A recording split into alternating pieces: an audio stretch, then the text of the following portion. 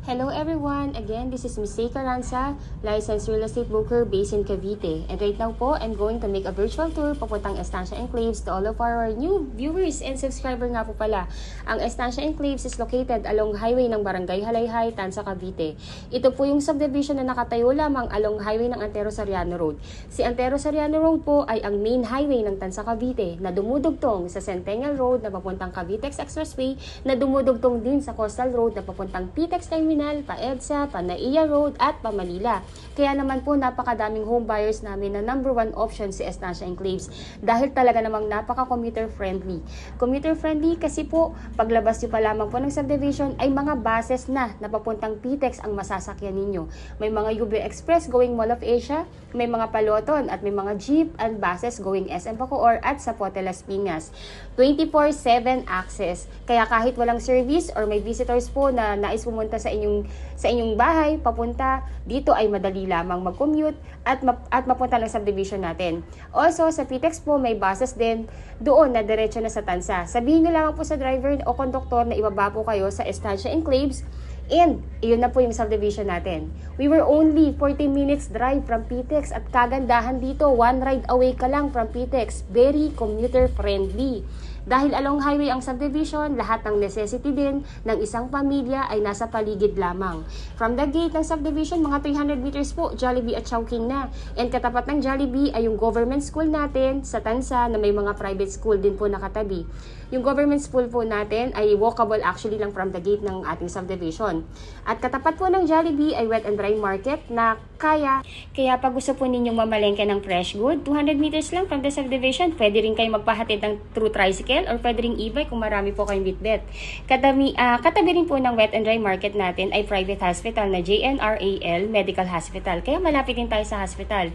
Sa grocery naman po ay malapit din tayo sa Pure Gold Tanza at sa New SM Tanza. Siguro mga 2 to 3 kilometers away lang po yun sa subdivision natin.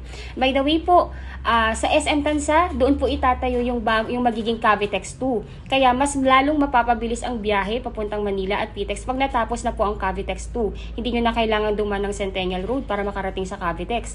By the way po, ang Cavitex, yan po yung pinakamabilis na expressway papuntang Manila galing Cavite. Kaya kung i-visualize niyo po ang future, napakagandang location po ng subdivision na to. Bukod sa prime location, makukuha niyo pa po ito ng very affordable price.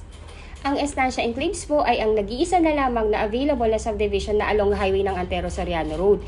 Yung ibang available na po kasi na available po na pwede pa natin pag-investan ay mga condominium na. Yung ibang subdivision na open po ay papasok na sa mga barangay ng Tanza, nasasakay pa po kayo ng tricycle at jeep para makarating mismo dito sa main road na si Antero Soriano Road. Kaya in my point of view, bilang lisensyadong broker ninyo, ay walang makakatalo sa kagandahan talaga ng location ng Estancia Enclaves. Kaya talaga namang ito po yung isa sa mga favorite kong subdivision. Prime area na complete finish pa. May tiles na ang buong bahay. May 3 bedrooms, may 2 toilet and bath, may 2 car garage, may nakaset up ng dirty kitchen sa likod, bukod pa po yung kitchen sa loob ng inyong bahay. At take note po, may built-in cabinet yung inyong kitchen, may overhead cabinet, may base cabinet pa. And lahat ng kwarto ninyo may built-in cabinet. Ganun po siya kaganda. Kaya halos hindi mo talaga may compare ang specs at kagandahan ng location ng subdivision na to. Kaya naman yung nag-open house po kami kahapon, halos maubos po talaga namin yung bagong phase. Ngayon po, as of the moment po, may ilan pa po tayong available na unit dito na 3.6 kasi karamihan na po is pataas na yung available. Kaya if interested po kayo to reserve yung unit at humabol sa nalalabing unit namin, kindly give me a call. You can also add me sa Facebook. Nakalagay po yung URL ng FB ko sa text description ng video na ito.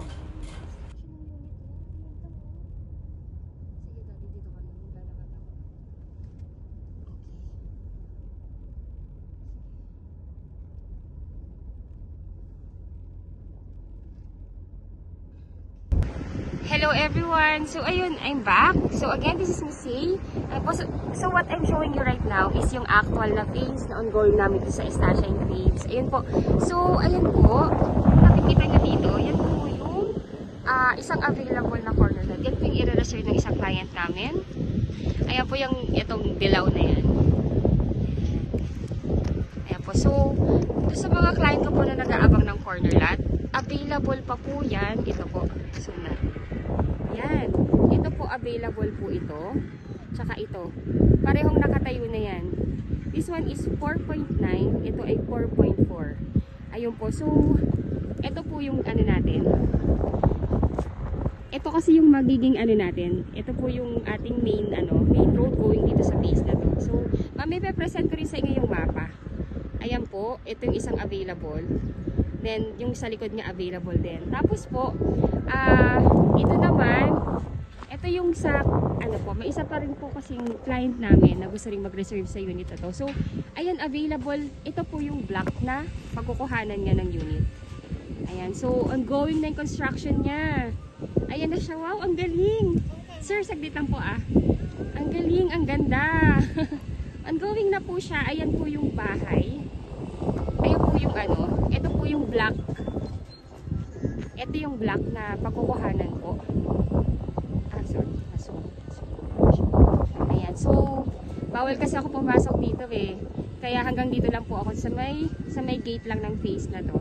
So, ayun siya, pang-anim na house from the corner lot. So, wait lang po. 1, 2, 3, 4, 5, 6. Ayun, so, as of the moment po, yung yung ground floor pa lang yung meron. Wala pa siyang second floor. Pero, so far, so good. Kasi, imagine, this is pre-selling Ang bilis ng construction. Ngayon po, ongoing na siya. Ayan, so, ayan po yung yung available dito. So, ayan po, just to give you an idea, kung ano po yung natin, kung ano po yung construction status sa unit natin. So, ayun, as of the moment po, kahapon po is open house namin. Naubos namin itong hilera na to.